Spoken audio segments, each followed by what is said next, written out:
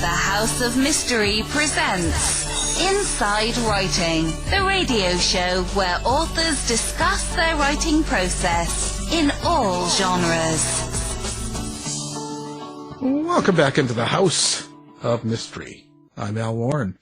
Mr. Joe Goldberg. I'm in the house. What are you doing in the house? Yeah. I am talking. I'm doing the radio show. I'm looking forward to this. I'm going to learn some more stuff today. About time. I always take, that's true. I always take my notes. You know that. Yeah, because you've got to start learning. You know, it's called plagiarism. I'm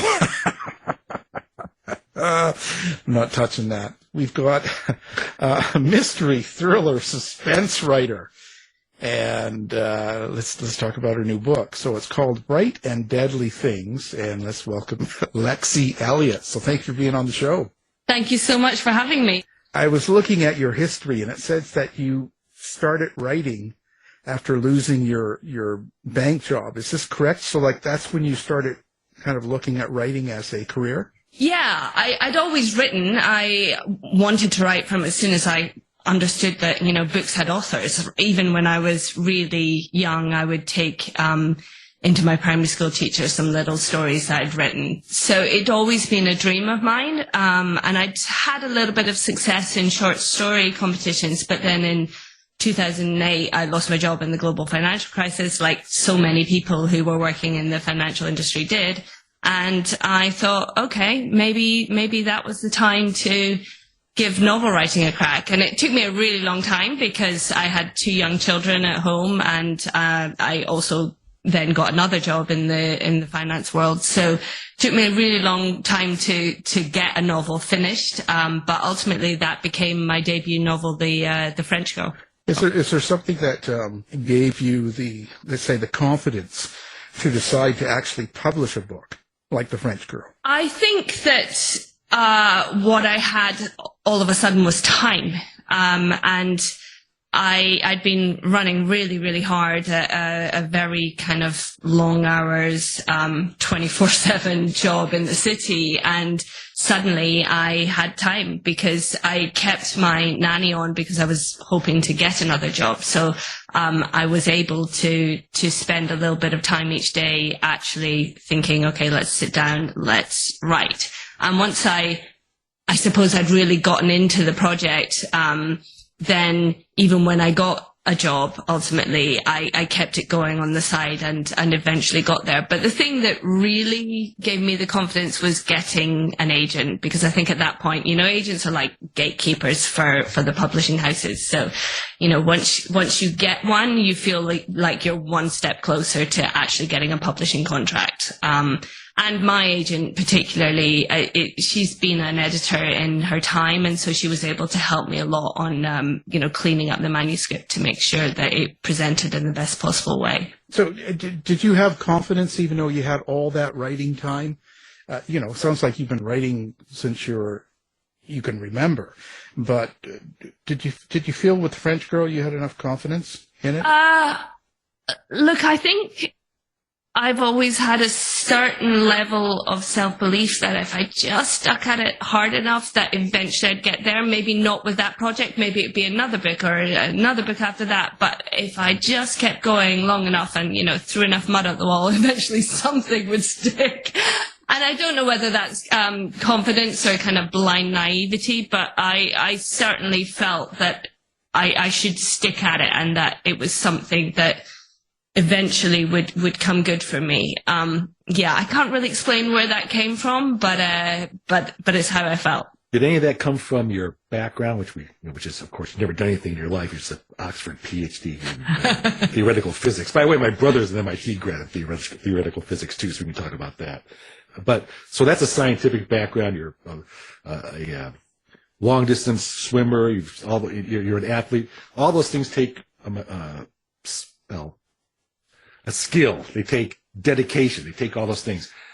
You transport that to writing, right? So how did you train to be a writer? Yeah, I think people always say that you train to be a writer by reading, and I think that's true to an extent. And I certainly read an enormous amount as a child, as a teenager, and so forth. I actually feel at this point in my life I'm reading the least that I've ever read, because it's very difficult to do alongside writing. I tend to pick up the voice of whatever I'm reading and then have to completely rewrite my chapters the next day when they just don't work anymore.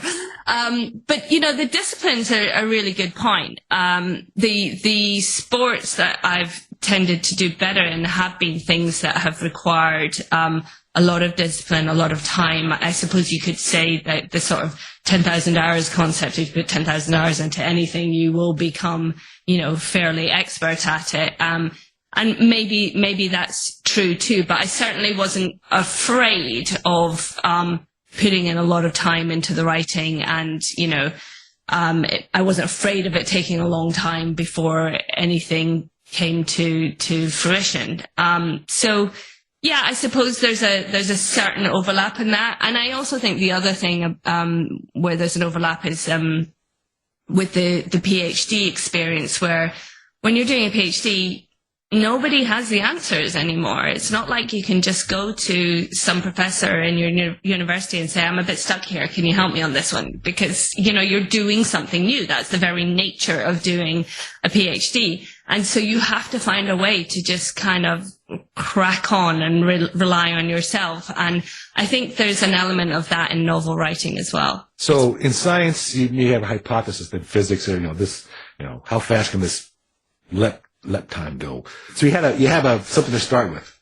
When you're starting the book, did you have an idea going forward? Did you have a theory or hypothesis going forward, saying, I got a title, I got an idea, let me just rip with it because I don't know where I'm going, kind of like in science? With my first novel, I wrote fairly freely. I sort of knew what the beginning was and what the end was, but I was really fuzzy on the middle.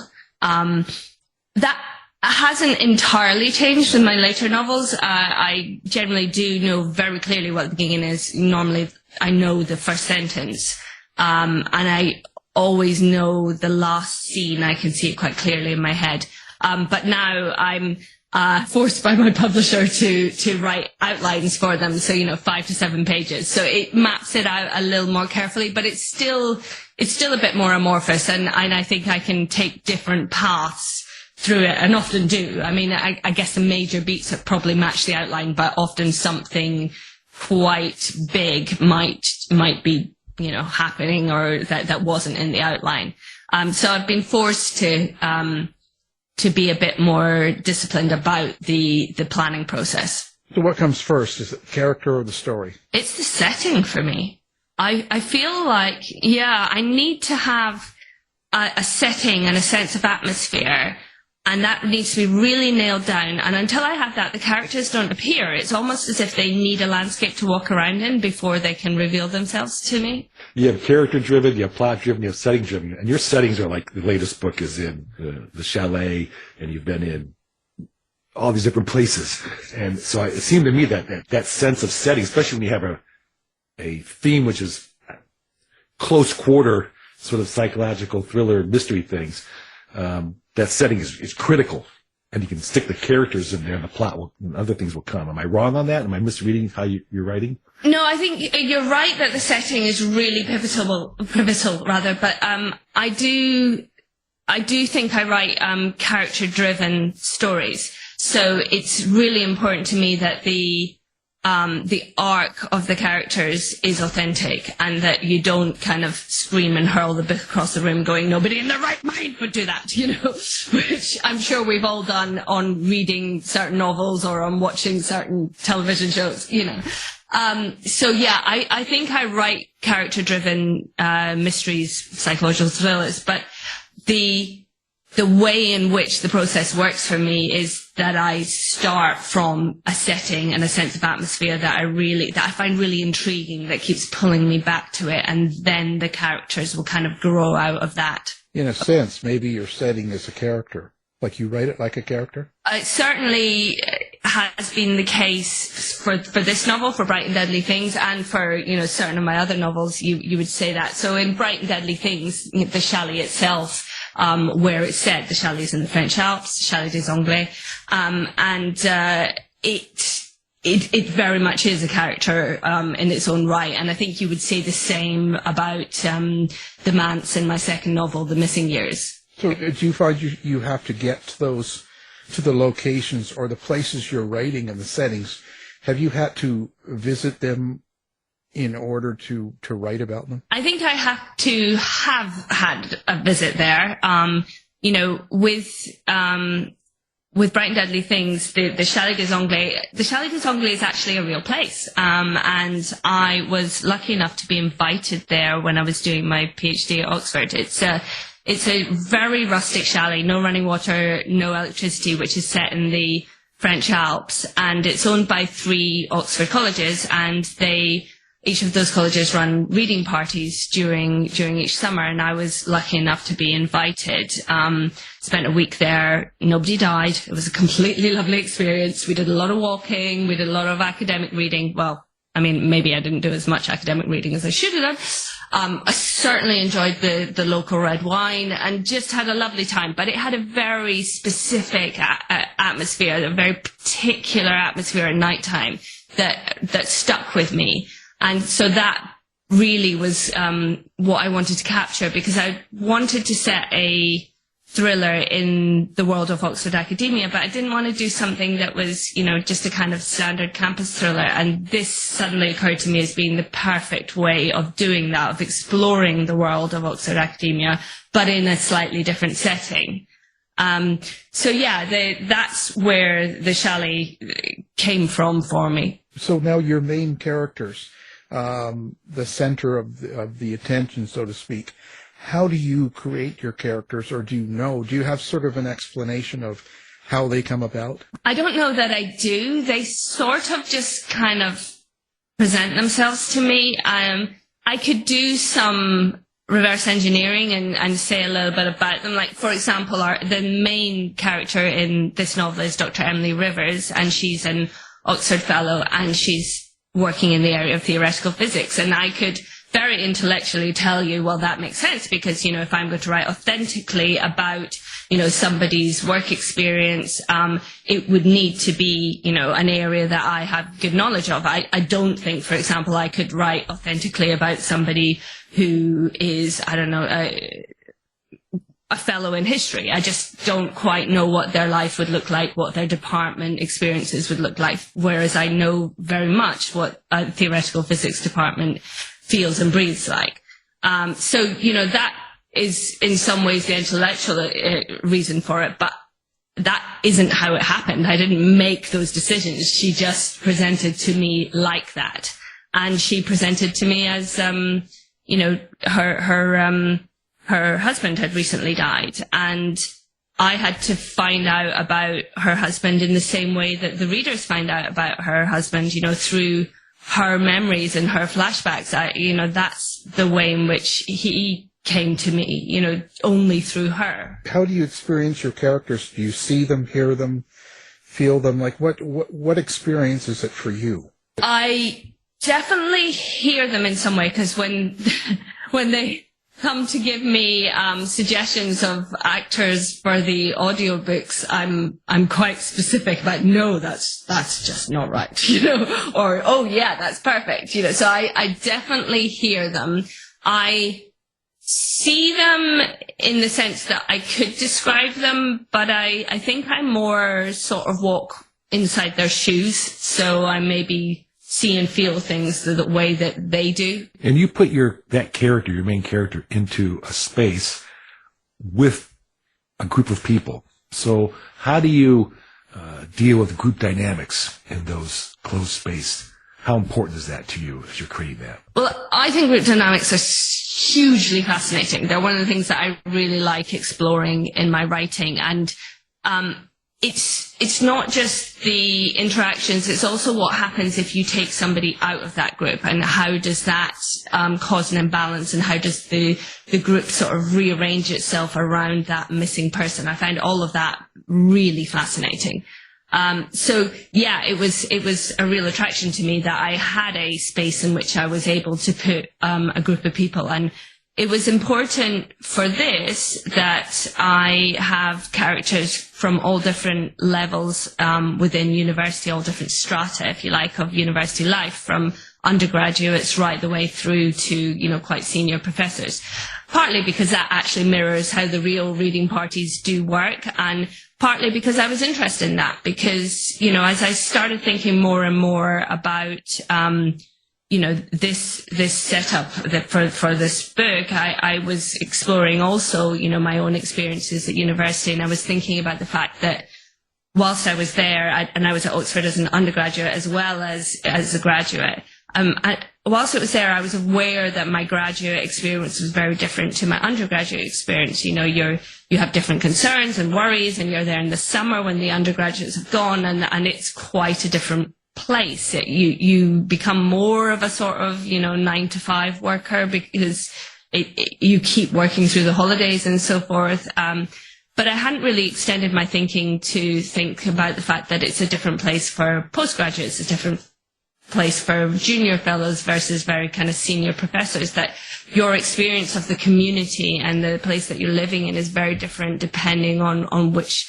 stage you are in your university life. And it was interesting to me to put all those different people together in this one confined space, and then watch them kind of struggle a bit with the fact that they were kind of in a work environment, but kind of not, and trying to work out what the real rules are when you know, it's like going on I don't know if you've ever been on a work party trip, or, you know, I remember going on a work skiing trip and just thinking it was terrible because nobody really knew the rules. Like, were you allowed to beat the boss down the mountain, or did you have to hang back? What was the rules? How much do you think how much of yourself do you put into, let's say, the main character, Emily Rivers? How much do you think of yourself are you letting other people see? Look, nobody can write a book that is not in some way coloured by their own experiences. I mean, it's just not something that's possible to do. But I would say that Emily is a very, very different character to me. She certainly has a similar background in terms of her academic experience.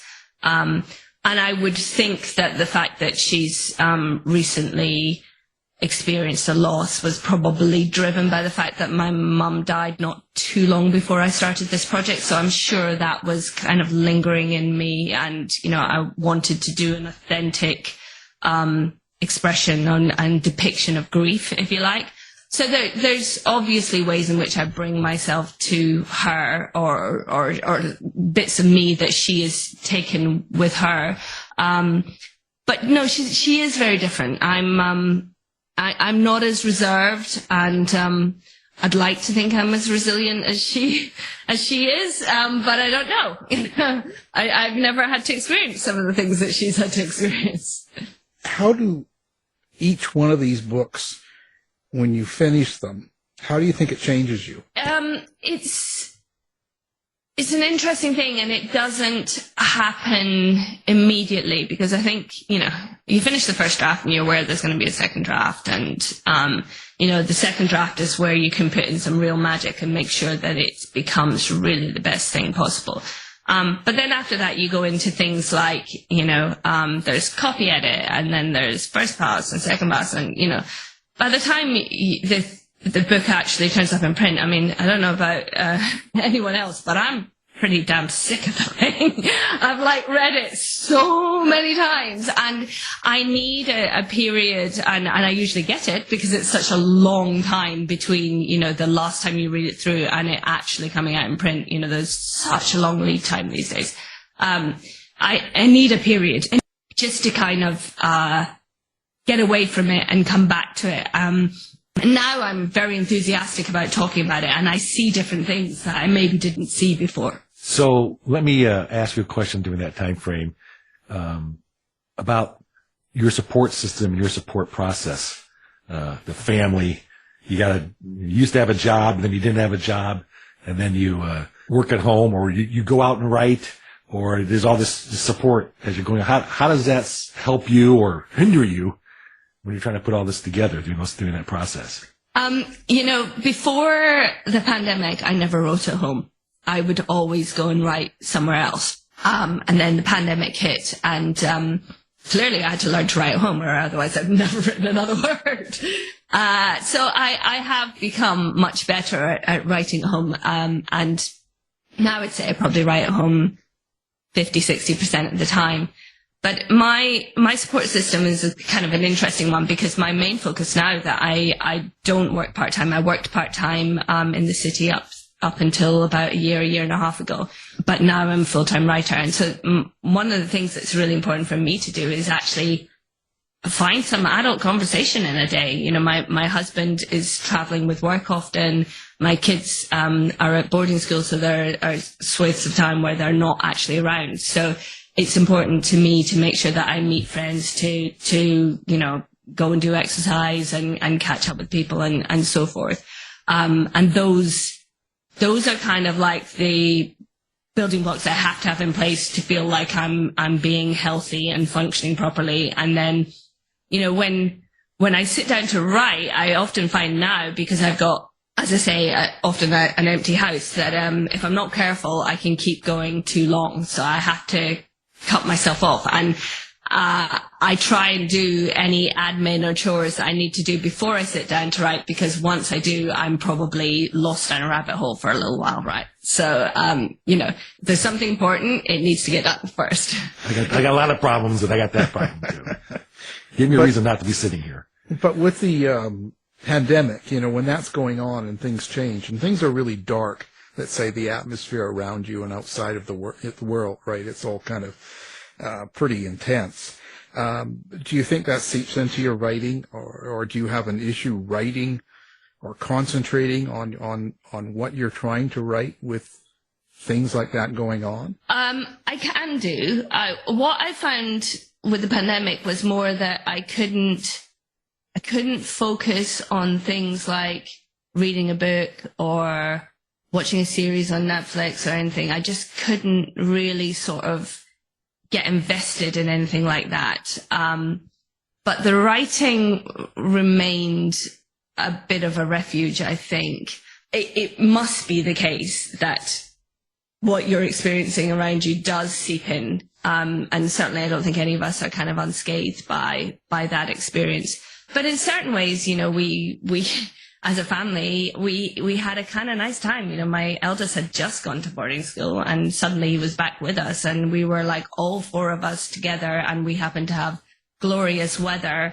So, you know, and we're lucky enough to have a garden. So it's a time that thankfully the boys look back on with a certain amount of fondness. So we are fortunate in that it wasn't something that, you know, we felt was dark every single day. Although obviously, you know, you couldn't escape the fact that it was a really tough time for an awful lot of people, and that, you know, almost all of us have, you know, suffered some loss in that scenario, in that situation.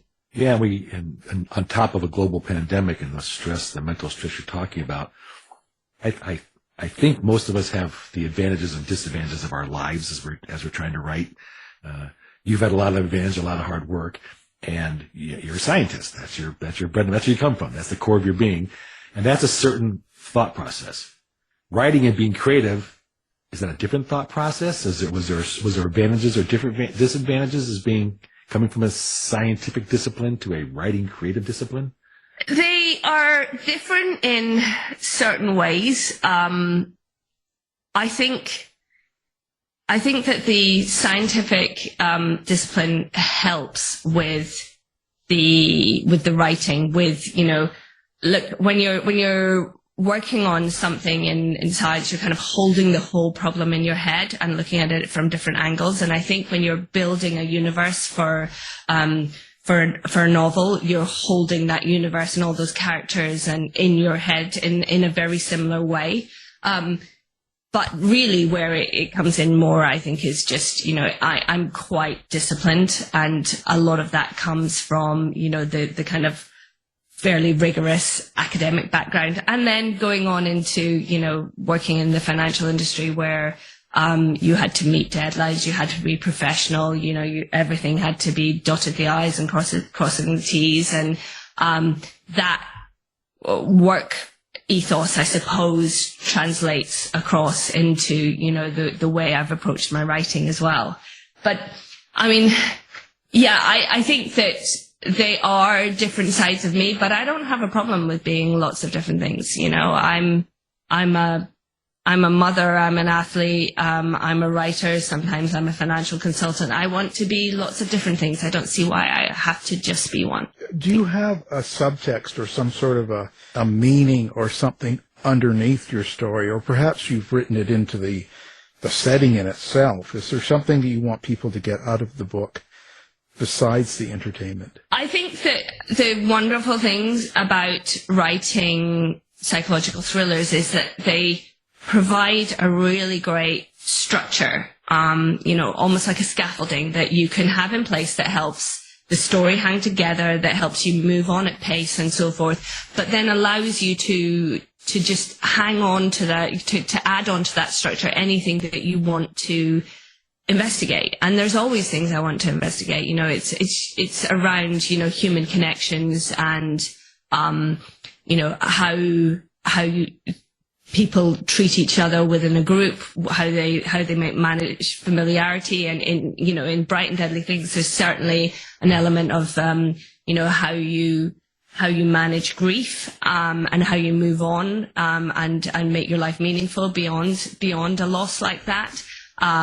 There's a strong element of being true to yourself and thinking very hard about your own actions and what you might be proud or less proud of.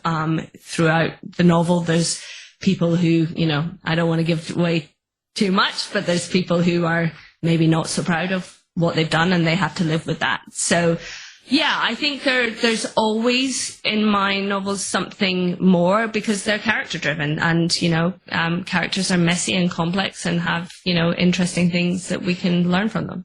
But Lexie, you said scaffolding. Tell me about your supernatural vibes and themes that I kind of sense as a symbolism underneath your writing. Is that on purpose, or does that just develop as you're putting these people and places together? It always just comes, you know. I don't know exactly where from, whether maybe it comes from having had a heady mix of reading in my teenage years where I was like, oh, I loved fantasy, but I loved mysteries, and, you know, I read really widely across the spectrum, but, you know, fantasy and mysteries were my bread and butter. So I guess there's an element where it just kind of sneaks in, but in this particular one, I mean, there's a theme, I guess, related to the beat of time, which Emily is very aware that her grief is almost like robbing her of time. She's not living her life, and who knows how long we all have on this planet, but she's not living it to the full. And that sort of that concern about time manifested itself in, you know, an actual clock within the chalet. But it, you know, it built out its part, shall we say. And that wasn't in the outline, you know, that's something that grew. So when you're getting into the head of the person that's, let's say, the evil character or the bad person, or the one that does the awful thing, let's say, that's usually setting behind the missing bodies or the murder and stuff like that, how do you get into that mindset to be able to write that character where it's believable? Well, you see, I like all my characters, even the ones who do things that you really hope you wouldn't in that situation. And I think to make them authentic, you have to understand them. So the reader has to understand how they got there. And, you know, as I say, hopefully they wouldn't make the same choices themselves, but they can see how somebody might make those choices. And I think that's maybe a reflection of my view on the world. I don't think anyone is entirely evil. I don't think anyone is entirely good either. I think we're all kind of a mix of, you know, better angels and demons, and we try to do the right thing, and hopefully we do the right thing more often than not. But, you know, we all have the capacity to do some really, really dreadful things, and we all have the capacity to do some wonderful things. And the interesting thing is, you know, how these people react to the circumstances that they're put in and what their choices are in those specific situations. Okay, well, you mentioned readers. How do you, as you're writing, want to interact with your readers? What are you thinking about your readers as you're writing, if you do? When I'm thinking about my readers, which is mostly I'm writing, I'm just trying to, get down what is going through my head. But sometimes I think, okay, I'm bored by this, so my reader's going to be bored by this. And then I have to go back and look at what I'm doing and say, and sometimes you come back to it and you go, I actually don't even need that section. I can jump to here and explain it in a different way. And, if I'm getting bogged down in some kind of exposition or some kind of transition from one scene to another scene, then if it comes into my head that the reader will be bored, that's a sign to me that I need to, look at that again. Obviously you hope that your readers are going to absolutely love everything you write, but I don't think I can keep that in my head while I'm writing, because I'd feel like someone was looking on my shoulder the whole time, and that would be deeply uncomfortable. How do you interact with your readers? Now, you talked about this. Do you have social media set up? Do you have a website? Where do people go to find you? Yeah, I have a website, LexieElliott.com, and I'm on social media. I'm on Instagram and Facebook on Lexie Elliott Writes is the handle. And I'm on Twitter, but I'm not a great tweeter. I noticed. I followed you today. You're not a lot of things out there. Work harder on that.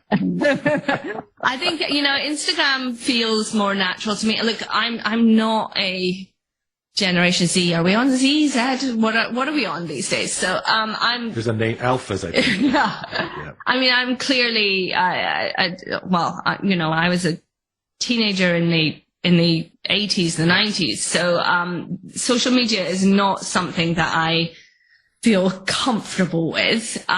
Clearly it's something that I need to engage with. I love talking to people live about books. I love having any engagement, emails, whatever, with readers, but I just find social media to be something that I'm not natural at. Much rather be doing this, right? We're having a conversation. This feels like something I can manage, but social media, I have to work quite hard to make sure I remember to do stuff on social media. I'm following you now. I'm watching you. Look out. Let me ask you one question, because you said something there that sparked another thought. My page of notes going on here.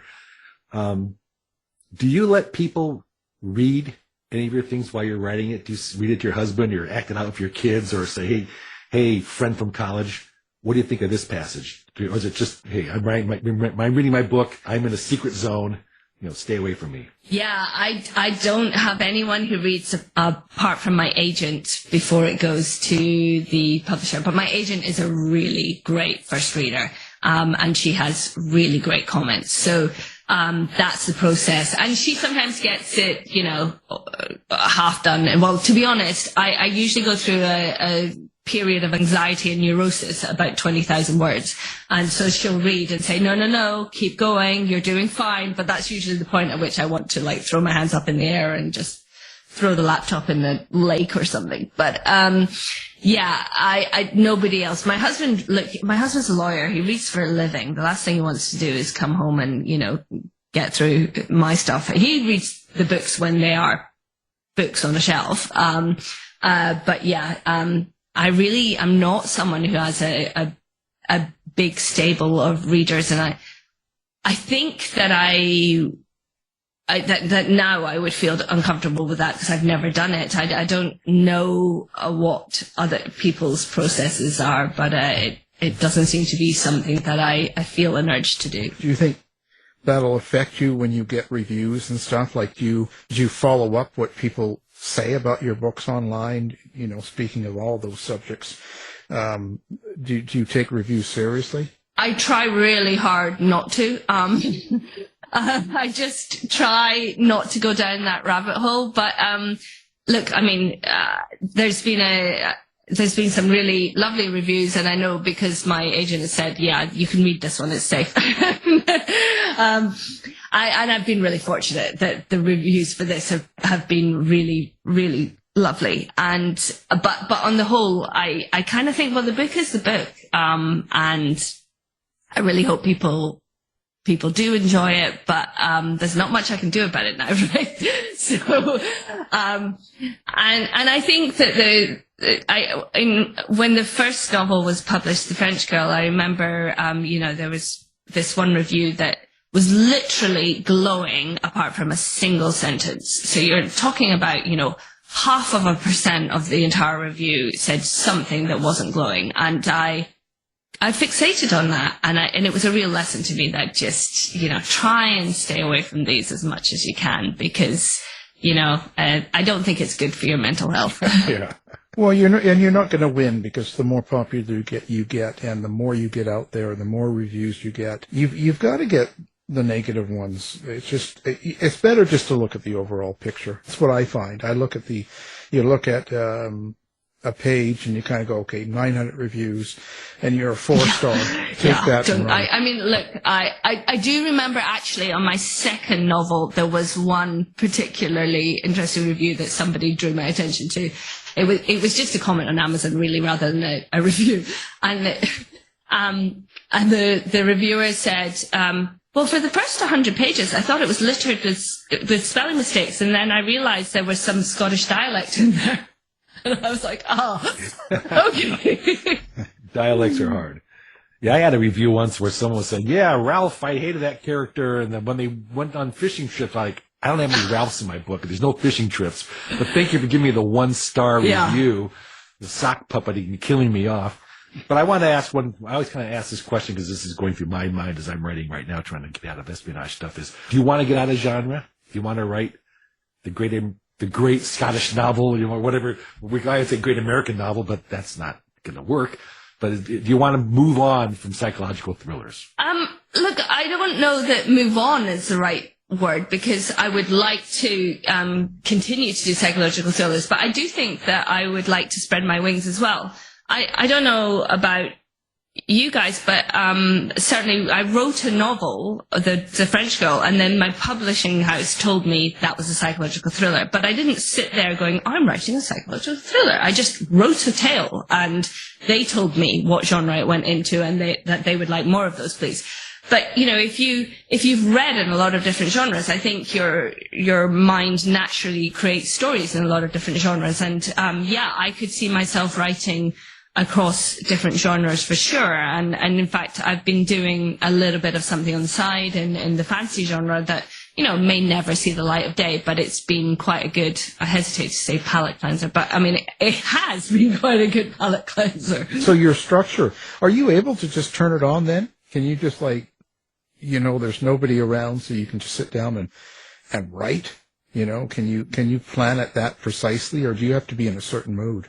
Oh, definitely not a certain mood. I'm not really a big believer in that. Oh, the muse takes you. I think it's basically about hard work and making sure that you're sitting down and putting the hours in. Nobody goes to the office for their job and says, oh, you know what? I don't really feel like doing these spreadsheets today. The mood hasn't taken me. And I think writing is, it's a profession. It's a job. You should treat it professionally and sit down and do it. And, sometimes you'll write absolute rubbish for a bit and then you'll find your pace. And there's certainly times where I've had to work really hard. And it's usually at the beginning of a project. I work really hard with word targets for the day, because at the beginning of a project, you are structuring as well as writing, and it can be really, really slow. And I need that as a sort of, yes, you are making progress. Keep going, keep going. Whereas at the end, I don't even pay attention, because you're blasting through any target that you would put down. I write nothing but nonfiction myself, but, Joe and yourself, you're writing out of your imagination completely as well, right? So it's a different sort of way of writing, that's all. Yeah, I suppose the time that I'm less able to write is when I haven't done enough exercise. So that I find really, really helps to keep me in a kind of zone where I can, I can sit down and write now. But I tend to get a bit kind of scratchy and mutinous if I haven't done enough exercise. And so really that's a good solution to make me sit down and get on with it properly, is just go for a run first. I had that same feeling with my raiding the refrigerator and gave me chocolate out of the pantry. I need some chocolate. Give me some chocolate. I need the Muse. Give me some Oreos. If someone brand new was out there and looking to write, Joe was ready to take notes. So, what would you suggest for someone who wants to become a writer and get their books published and get an agent and all that? What do you think the one thing they should do is? So it's a question that I do get asked quite often, and I think the most important thing, if you really want to make a career out of it, you want to have it be your profession, is to be professional about it. And when you're trying to write and, inevitably you have other things going on in your life, I think it's very important to ring fence the time that you're going to devote to writing.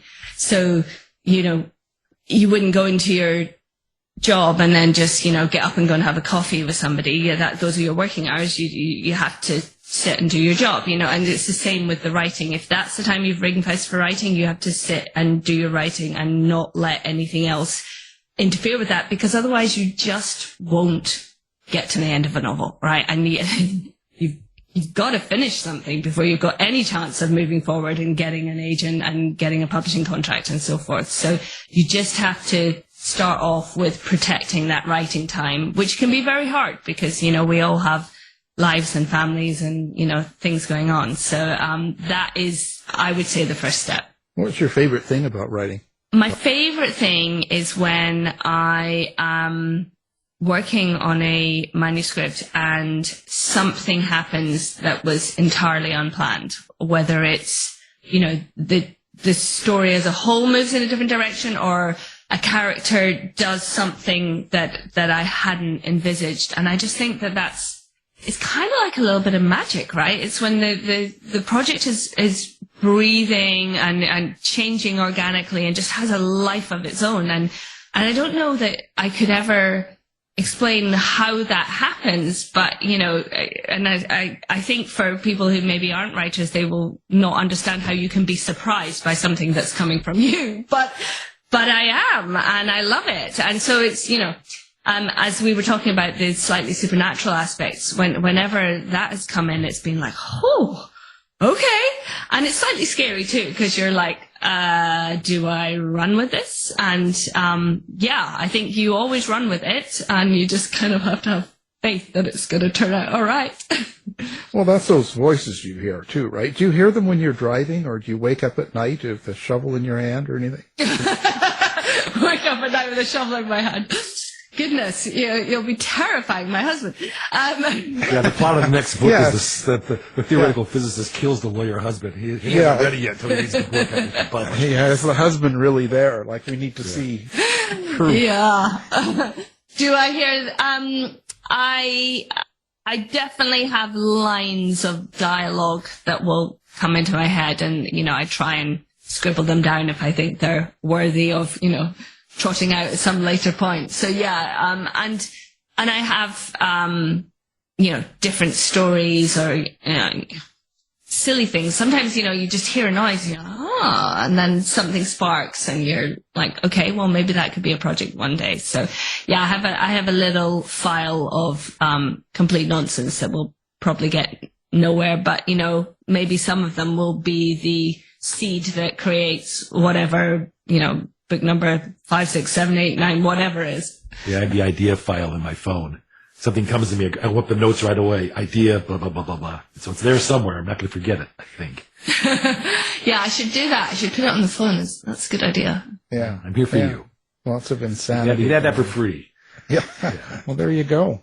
Well, really appreciate you being on the show. And, of course, now your newest book is called Bright and Deadly Things.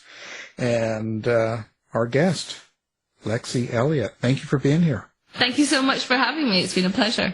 Thank you. You've been listening to the House of Mystery radio show. To find out more about our guests, hosts, or shows, go to www.houseofmystery.com. Show's over for now. Was it as good for you as it was for me? Yeah. Good night. This has been a production of Something Weird Media. I'll be back.